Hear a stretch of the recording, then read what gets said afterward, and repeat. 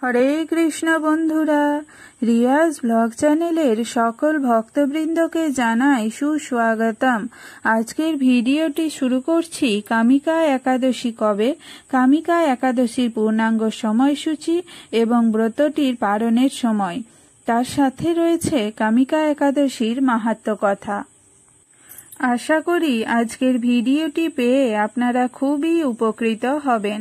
তাই সকল ভক্তবৃন্দের কাছে আমার একটাই অনুরোধ রইল, ভিডিওটি যদি ভালো লেগে থাকে তাহলে অবশ্যই আমার চ্যানেলটি সাবস্ক্রাইব করে দেবেন।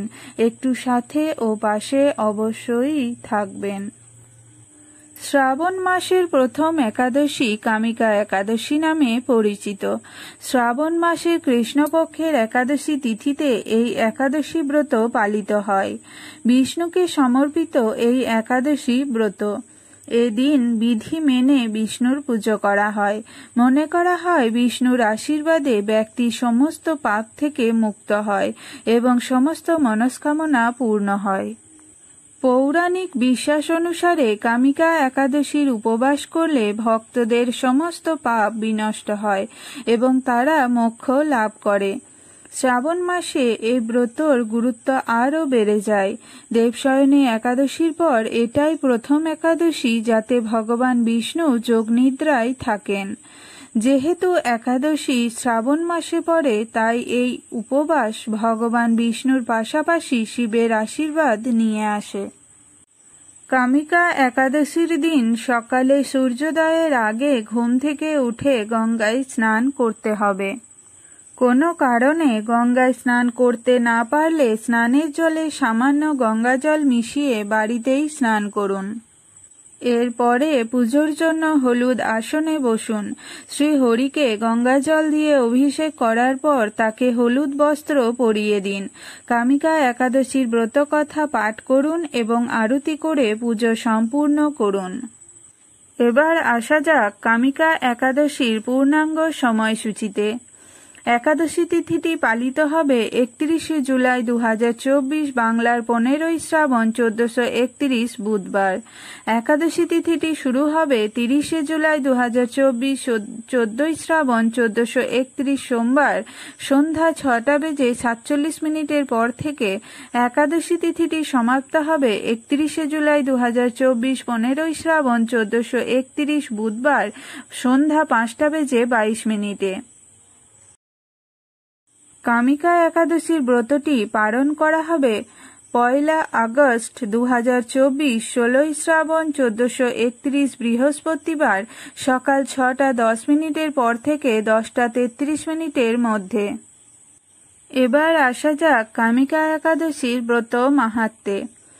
শ্রাবণ কৃষ্ণপক্ষিয়া কামিকা একাদশীর কথা ব্রহ্ম বৈবর্ত পুরাণে যুধিষ্ঠির শ্রীকৃষ্ণ সংবাদে বর্ণিত হয়েছে। যুধিষ্ঠির মহারাজ শ্রীকৃষ্ণকে বললেন, হে গোবিন্দ, হে বাসুদেব, শ্রাবণ মাসের কৃষ্ণপক্ষের একাদশীর নাম ও মাহাত্ম্য সবিস্তারে আমার কাছে বর্ণনা করুন। তা শুনতে আমি অত্যন্ত কৌতূহলী। প্রত্যুত্তরে ভক্তবৎসল ভগবান শ্রীকৃষ্ণ বললেন, হে রাজন, পূর্বে দেবর্ষি নারদ প্রজাপতি ব্রহ্মাকে এই প্রশ্ন করলে তিনি যে উত্তর প্রদান করেছিলেন, আমি এখন সেই কথাই বলছি। আপনি মনোযোগ দিয়ে তা শ্রবণ করুন। এক সময় ব্রহ্মার কাছে ভক্ত শ্রেষ্ঠ নারদ জিজ্ঞাসা করলেন, হে ভগবান, শ্রাবণ মাসের কৃষ্ণপক্ষিয়া একাদশীর নাম কি?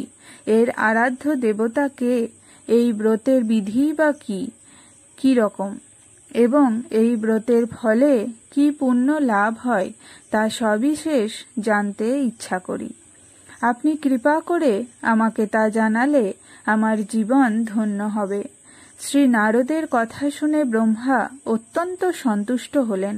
তিনি বললেন, হে বৎস, জগৎ জীবের মঙ্গলের জন্য আমি তোমার প্রশ্নের যথাযথ উত্তর দিচ্ছি, তুমি তা শ্রবণ করো।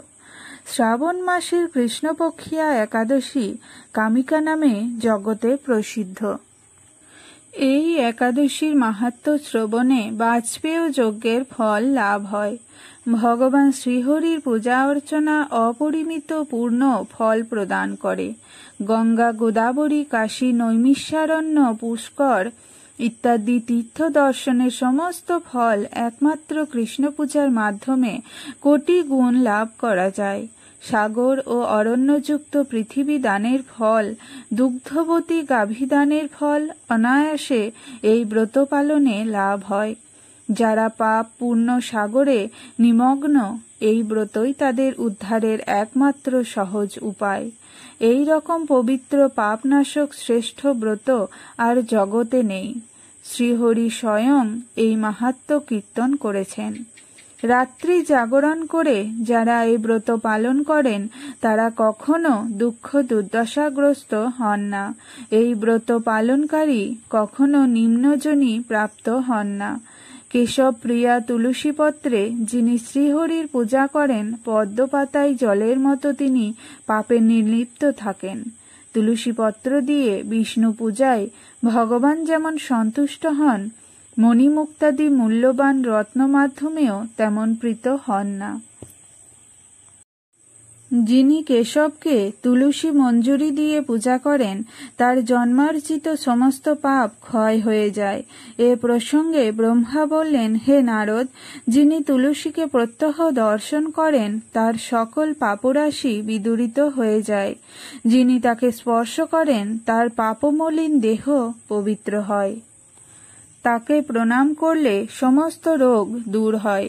তাকে জল সিঞ্চন করলে যমও তার কাছে আসতে ভয় পান। শ্রীহরি চরণে তুলসী অর্পিত হলে ভগবত ভক্তি লাভ হয়।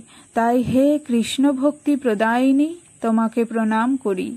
যে ব্যক্তি হরিবাসরে ভগবানের সামনে দীপদান করেন, চিত্রগুপ্তও তার পুণ্যের হিসাব করতে পারে না। তার পিতৃপুরুষেরাও পরম তৃপ্তি লাভ করেন।